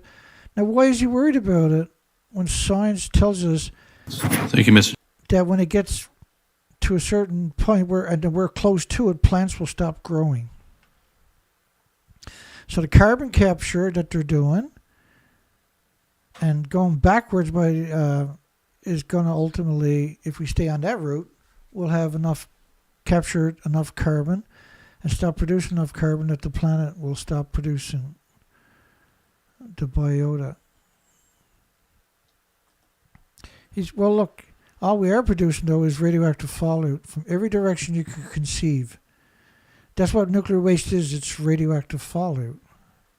It's the very basis of what it is. And nuclear power is one of the really, really important technologies that reduces the amount of CO2 we emit. So this professor that's up there talking to the victims in English is telling them that nuclear is good. But nuclear is the worst thing we could do because the radioactive fallout never goes away. It never stops hemorrhaging out. And it never stops polluting the ecosystems, never stops pulsing energy every second. And the more we have, the more likely we are to exterminate everything on the planet. And we're well on our way. So he worships the nuclear one-ton bag. He's probably got a little shrine at his house just like that, where him and his pro-nuclear scumbag buddies go and worship the one-ton bag of nuclear every day. And he says he teaches about solar and other renewable powers. Like, if you're going to talk about renewable power, the first thing you should be talking about is geothermal, not solar. Solar should be for peak power or something, or for storage, right? But you should never be talking about solar as the first other renewable power technologies. Well, why wouldn't you mention geothermal? Like, really, why wouldn't you mention geothermal? Because you worship the nuclear scumbag machine, right? U.S. produces the energy everybody's looking for, 900 megawatts at the largest plant in the world. That's bigger than a typical nuclear reactor, a large one, of geothermal, which only produces water vapor, unlike nuclear, which is lethal water. Lethal emissions 24 hours a day. On top of that, long after the plant's closed from the fuel pools. Geothermal energy in the United States, the potential we can grow. The largest now is bigger than a nuclear reactor. And because we spend no money on geothermal, less than 1% of what we spend on nuclear. That's what we're spending on geothermal worldwide each year. And it's on purpose, not an accident. Nuclear power called an optional absolute. Let's go back to that story. He said he teaches about solar and other renewable technologies, blah, blah, blah. Apparently that's not important. And the technology that we're not using nearly as much as we could is nuclear. So he's a pro-nuclear degenerate scumbag, right? That's all he is. He's actually a monster, see? And he's an industry-funded monster at that. And so who's paying his wage to go all the way up to Ontario to convince people that they should take a nuclear repository?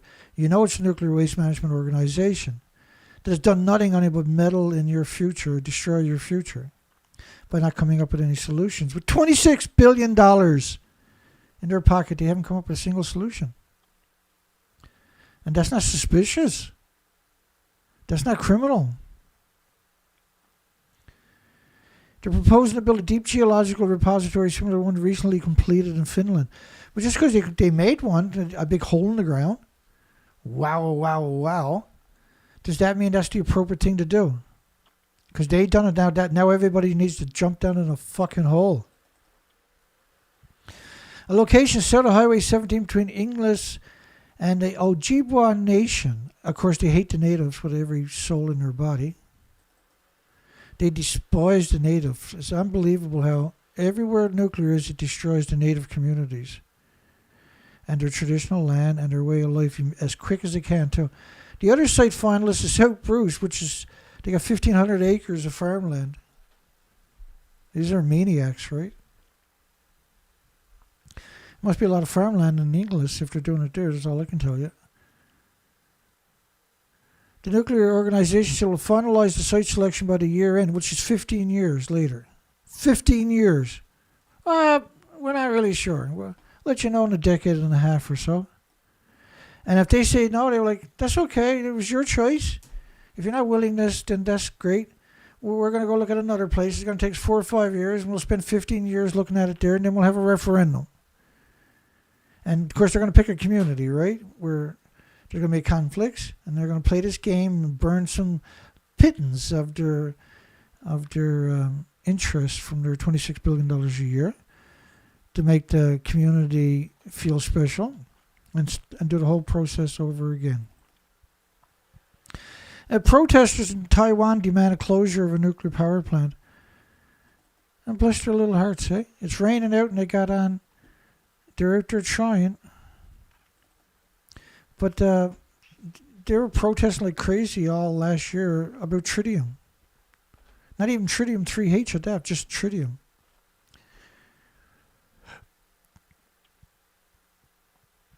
The protesters braved the rain, dressed in coats and straw hats. The speakers played the nuclear leak alarm message. Leak alarm. Nuclear leak alarm. What the hell is a nuclear leak alarm?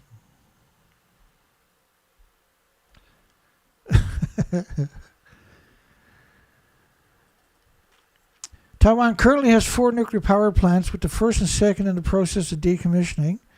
Now they want to reignite these disease factories. And the third one, now you've seen the earthquake Taiwan had there a few weeks ago, where buildings listed over, and then they have skyscrapers are listed over. The third one is still in use in a fort whose construction was suspended in 2014. Well, why would you want a disease factory in your country, let alone in your community? Is a question that anybody with a common sense is going to ask themselves.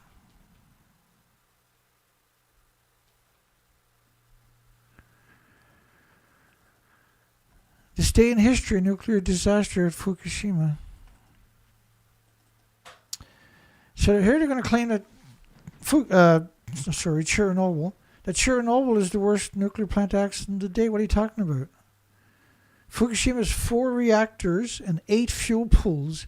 Each fuel pool got at least 4 reactors in it. All of it gone. And these reactors are pure uranium, pure plutonium. That one was a graphite reactor. That was a brand new reactor. There's no way it can be the worst. It can't even be close to the worst. And that if you do the animosity equivalent, Fukushima is equal to about 4,000 Chernobyls melting down at one time. Because of pure uranium, pure plutonium instead of graphite. So each reactor is equal to 100 of Chernobyls.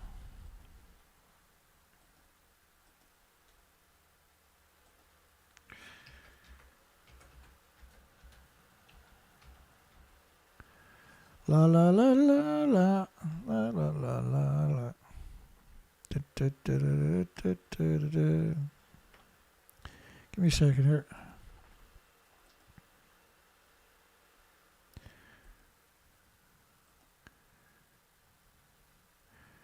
The one thing about we can count on with nuclear is these are scumbags. They really are. You should never let them in your community. You shouldn't let your children around these people. These are scumbags, right? I think this is it here. This is the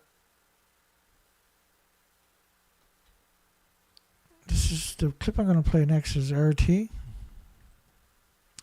This was the next day after Fukushima or something. The fact that the reactor in Japan is 100 times more powerful than the one in Chernobyl, and each reactor in Japan is 100 times more powerful than the one at Chernobyl. That's what I mean, right? So Fukushima is equal to 4,000 Chernobyls because there's such a pure uranium, pure plutonium.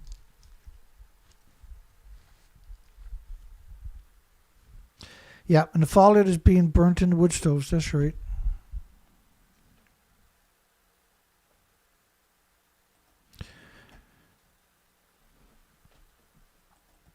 And every time you have a forest fire, you're liberating massive amounts of legacy radioactive fallout into the ecosystem. It never goes away. It's just continuously brought back into the system. And and this happens a lot, where people will get poisoned by radioactive fallout many times over history, and they get cremated, and then you liberate the radiation back into the ecosystem, particularly like the medical patients. In fact, there's warnings out there for crematoriums because the chimneys become so radioactive, the ovens become so radioactive that they're a hazard from the emissions to the employees. They're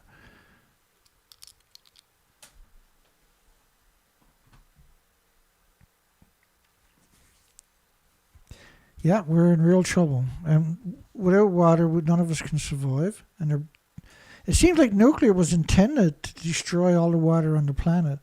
It seems like nuclear thinks of fresh water in particular, and salt water, as its enemy. Nuclear perceives it as its enemy because every nuclear power plant has an incinerator on site, and they're all they're distributed between fresh and salt water, and they all have pipes going into the rivers or the lakes and into the oceans that hemorrhage radiation all day long, and is legal because the industry's got complete control. And then you got a random, very, very random, very random, you'll find someone like myself where I'll articulate yeah, I get confused sometimes. Because like the buttons on my keyboards, if I press enter, it does that, right? But if I press the space, then it'll do that for me. Which saves me the issue of doing it on the screen. But like my equipment, I'm supposed to have a big, the keyboards for my equipment is around $2,400. Think about that statement. The proper keyboard, they'd probably come down a little bit now. Because I use the TriCaster, right? And TriCaster is the price of a small house here on the East Coast. Like a 2-bedroom house you can get down here for what I got, the equipment I got. But I got it only so that I can tell you a story and get your attention long enough to break the brain, the spell that the nuclear industry has you under.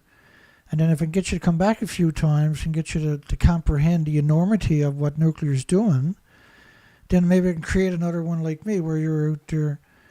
The idea is to create a lot of people that are articulate. And the best way to do it is you got to hit them with the same scenario. Like you can see my operation looks similar to something you might see on TV, right? I'm using the same equipment from the same supplier. So it looks very similar, right? And I mean, I'm using the same equipment, so it's taken me many, many years to put this whole operation together.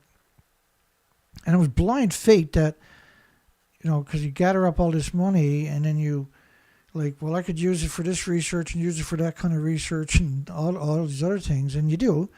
But you also got to have the equipment so that you can get at least 5 seconds of somebody's time, because the average person's attention span is like 20 seconds or something. Yeah. I digress. Macron says he's ready to open debate on the role for nuclear weapons. Like you'll see over the years we've seen him swear allegiance to every facet of the nuclear industry in France. And France is a huge nuclear industry. It employs around 200,000 little inbreeds every day that are getting top wages.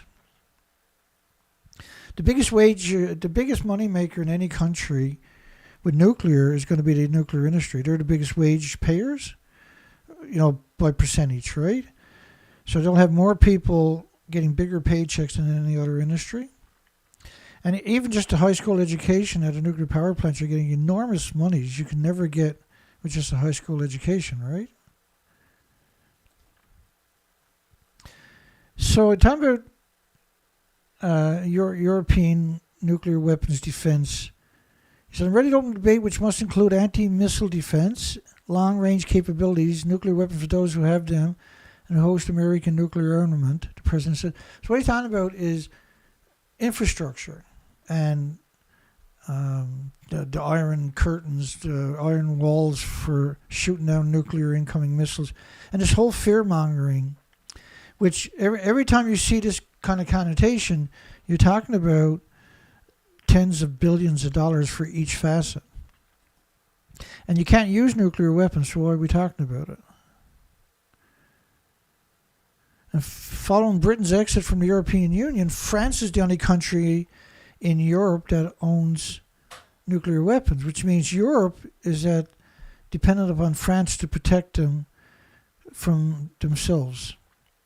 Because you can't, if you use nuclear weapons, you can kiss your country goodbye. Oh, we got them back. Yeah, but now we got nowhere to go. If you didn't shoot back at them, at least we could have went over there and survived. But it's all about the fear-mongering. They don't want to use nuclear weapons because you can't cash your checks anymore, right? And they want their freedoms. They want their liberties too. They don't mind taking away from you, but they can buy theirs, right? They have passes. Oh, I work for the government. I'm allowed to do whatever I like. So get out of my face. I'm the government. But what you notice about them is they worship nuclear, and even nuclear waste, the 1 ton bags, worldwide is what we're going to be seeing in the near future. Is 1 ton bags of radioactive worshipping, people worshipping 1 ton bags.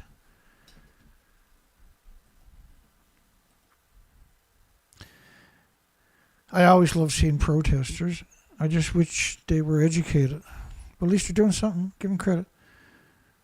Protesters rally in Taipei against bills to extend the life of nuclear disease factories. There's 300 of them. A few years ago, there was 50,000 of them, I think it was. More than 300 people gathered outside the legislature in Taipei, in Taiwan. Now, Taiwan is an island that's a lot of dispute with China, right? But they consider themselves independent, but they are Chinese, right? And China is 100 kilometers away or something. And so this island, in its infinite wisdom, has nuclear power out there, which was provided by China. And the natives, they moved them all to a place called Orchard Island. Orchard Island, they were just left there to their basically own devices. But anyway, the nuclear industry had all this nuclear waste, and they were like, they're not as bad as the Canadians. But what they done to the natives at Orchard Island was they say, we'd like to build a canning factory for tuna and salmon and crab meat, and we're going to give everybody in your community a stipend each month, a paycheck each month. And all I got to do is let us put a canning factory there. The natives were ecstatic. So anyway, they built this nuclear dump there and pretended it was a canning factory. About 10 years later, the natives figured it out. It wasn't a canning factory. It was a nuclear dump. And the natives said, hey, wait a second. That's not what you said. And they hold up their piece of paper and they said, doesn't matter what we said. You signed the paper for 99 years. And so they're still fighting in court over it. But think about how disgusting the nuclear industry was to do that, and how the rest of the world nuclear industry sat in silence and let it happen. And probably done it in other countries too that we don't know about.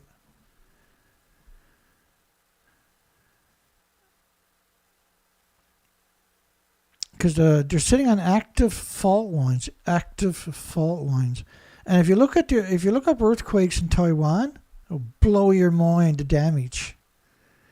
And they're sitting on fault lines, active fault lines. So you really should get all the material off that site to somewhere where there's no fault line in that country. Which I don't know if you'll find a spot in that country with no fault lines. The damage did under a few weeks back was holy smoke-a-rooey stuff, right? Earthquakes can trigger a nuclear accident, indeed. And they had a 7.2 tremor struck on April the 3rd, just a few weeks ago. Well, it's a little over 3 weeks ago, right? It's 25 days ago. So a little over 3 weeks. And they're seeking to extend the life of the 3 power plants, even the ones that are in their decommissioning phase. They want to bring them back online. But that's a great country. It's a great country for geothermal. Anything nuclear can do, geothermal can do better, right?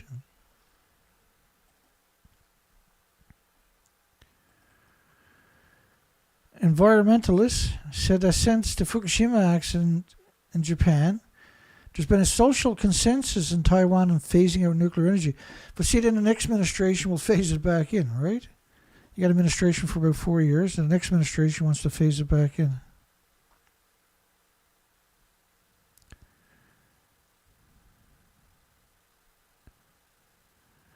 If opposition lawmaker disregards public opinion and attempts to push through the bills, civil groups will stage a bigger protest encircling the legislator. And in 2014, they had 50,000 people in a peaceful protest.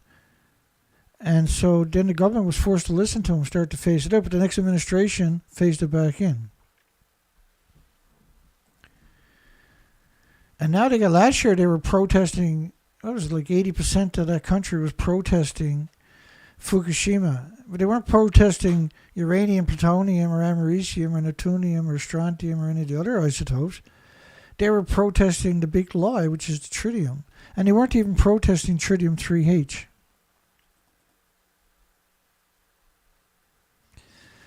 But I can guarantee you there's lots of pro-nuclear around the world, got shrines in their houses of 1 ton bags, and are worshipping him like a Moloch. Rolls-Royce slims down plans to build a mini nuclear factory in the United Kingdom. That's because they're only there for the money handout, right?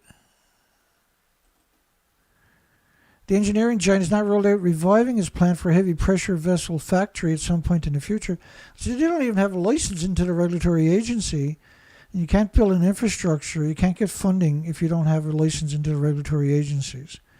And in order for the license into the regulatory agency to go through the process, you're talking about 1 million pieces of paper. So the Nuclear Regulatory Agency got to hire 300 or 400 people to shift through 1 million pieces of paper. And then they have to submit it back to the vendor, to the one that is going to produce the small modular reactors. They have to re-engineer it. They have to resubmit it, at least the parts that had to be redone. And then that could take another number. You're talking about 10, 15 years down the road, back and forth, before the regulatory process is, okay, well, we like to design, but now you got to build it on a governmental national laboratory site or something and run it at hardcore.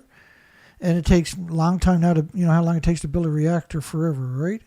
So now you're talking 25 years down the road before you go through all of that process. Then you consider having factories to build equipment. But you can't just go ahead with no experimental reactors built. This is their legacy for 80 years, how it works. So to suggest that, see, this was about grabbing money. This was a complete lie that they were going to have factories. It was a complete lie. It's just a good way to steal money from the government, from the taxpayers, so it doesn't get used for good stuff. Nuclear detonation workshop next week. A coalition of federal, state, local, and U.S. military agencies will come together in Los Angeles area to learn strategies to manage a nuclear detonation. Well, there's only one strategy, is you run away. Right? Because radiation is everywhere. You can't go back there. You can't manage it. Infighting in NATO nations, which are near Russia, minister and president over hosting U.S. nuclear weapons in Poland. One great big cluster.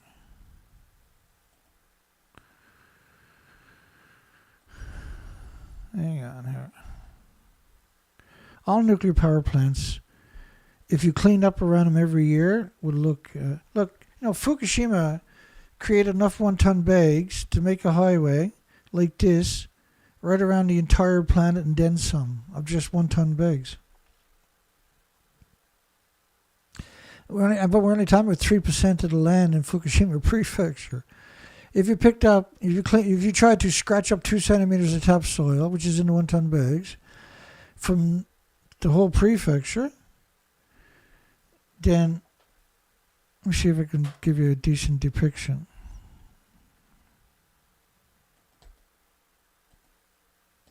Let me see what this looks like.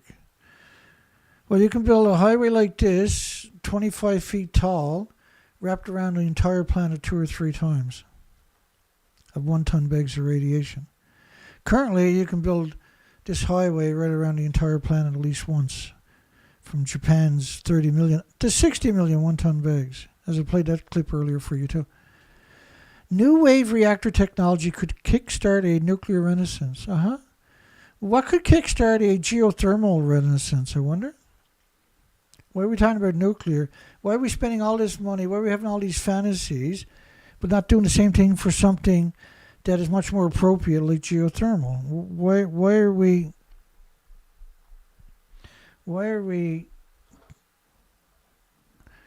Why does it have to be nuclear? Well, because they can steal 90% through administration, see? So they're calling this Russian, you remember that Russian barge? This was an old barge that they epoxied and painted up, and they built a nuclear reactor on it And they're calling this a small modular reactor. They want you to think of this as a small modular reactor. So how many people think you can put this in a couple of transport trucks and ship it somewhere?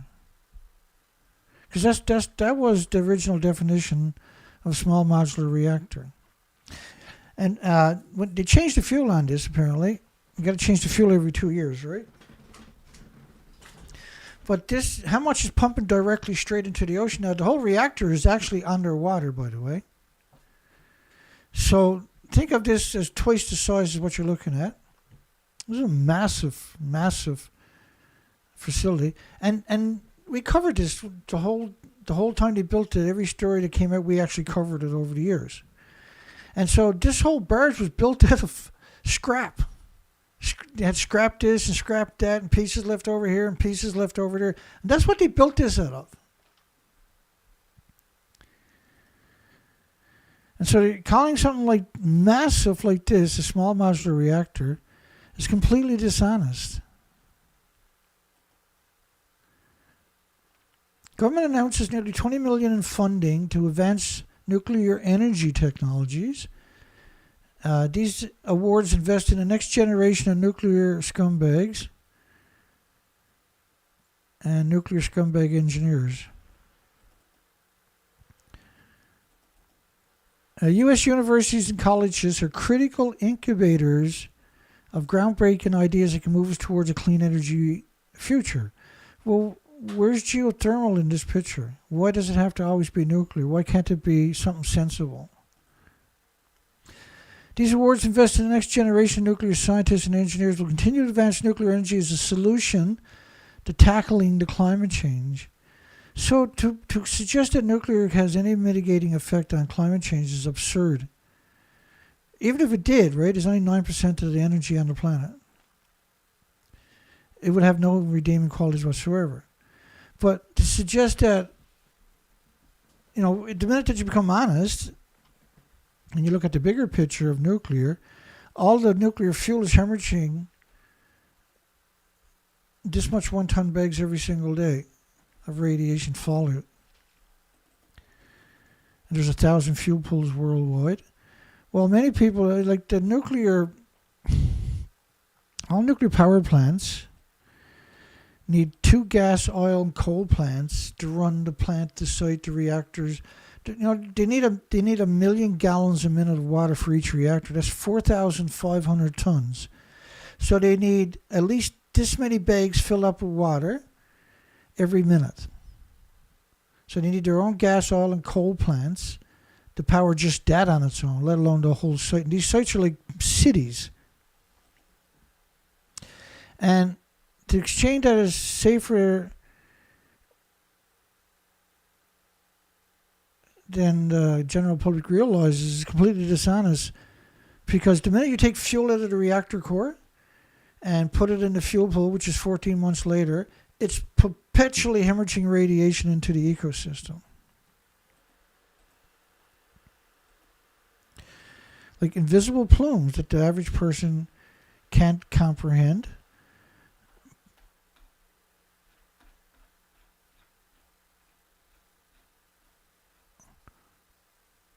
And just bear with me 1 second. I have lots of visuals. Such a strange industry, right?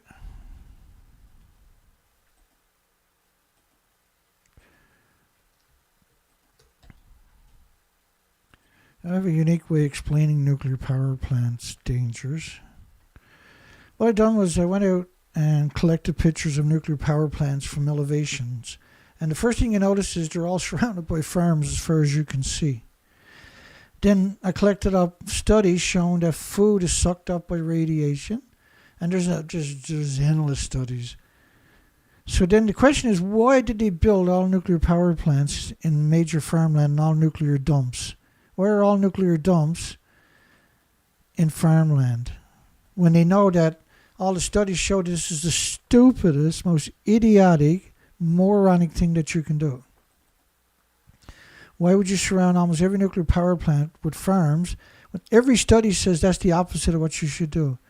Is it because they hate you? Is it because they want to poison you and everybody else? Is that why That's the only energy industry we've seen.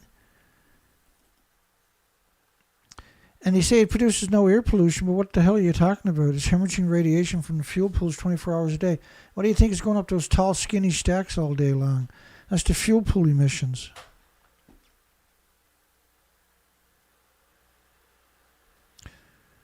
Nuclear is a perpetual arsehole. That's what nuclear is. Oh, speaking of arseholes, Robert Hayes.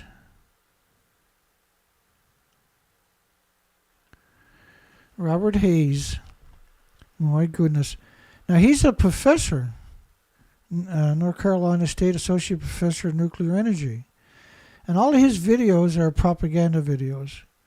It's unbelievable. He's a professor in a university. Let me play some of this for you. He's a despicable subhuman.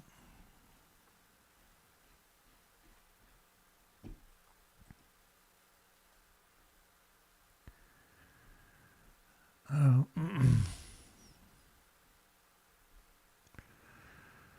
I know I had the video. Where did I put it to? I wonder.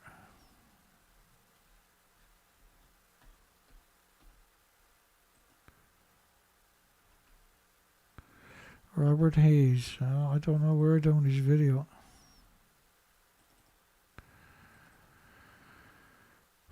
Nuclear energy is akin to a climate saver. And I said, I've heard that statement before. That's Robert Hayes. Yeah, Robert Hayes. And his YouTube channel, I left him a comment a year ago. I said, you're actually evil. Go get a real job instead of being a monster. And you can see the scumbag above me there, who's always slurring my name. There's so many of them out there that does that. And he's responded. He said, why would you say that? And all he had to do was come over to my website and he would have known why I said that, because he's actually evil. Now, I downloaded his video. I changed, let me go backwards for a second. Maybe I accidentally went past it. No. I don't understand where the video went. Because I downloaded it just so I can challenge him tonight.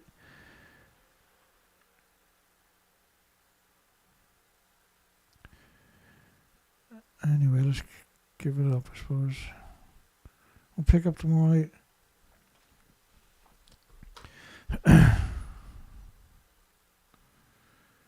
It's midnight, my time.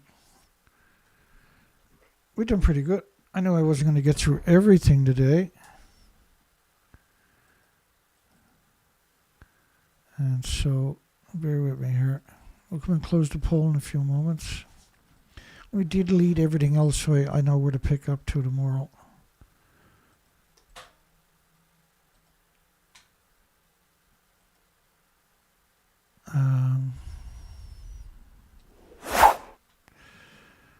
Let me see here.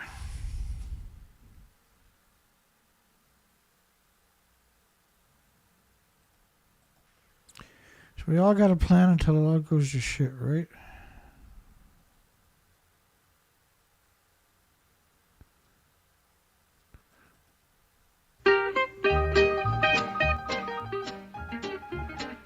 Let me see how loud that is.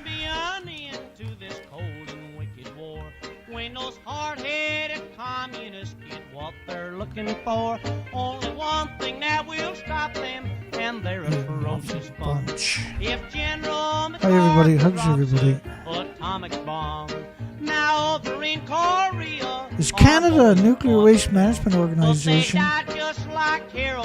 Decision to let 16-year-olds vote on nuclear waste bioterrorism? It is indeed. By those dirty-minded communists who started this sad war, they'll be fired dust and metal, flying all around. Good night, everybody. And See everybody tomorrow night. radioactivity Take care of you. burning to the ground. If there's any commies left, they'll be all on the run. If And big shout out to Stephen, donated $50. Thank you, Stephen. We love you, of course. It's very, very appreciated. And see everybody tomorrow night. Take care, folks.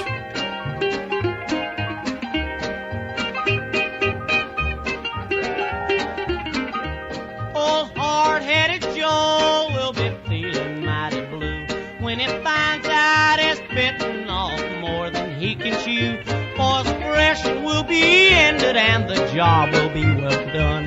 If General MacArthur drops a atomic bomb.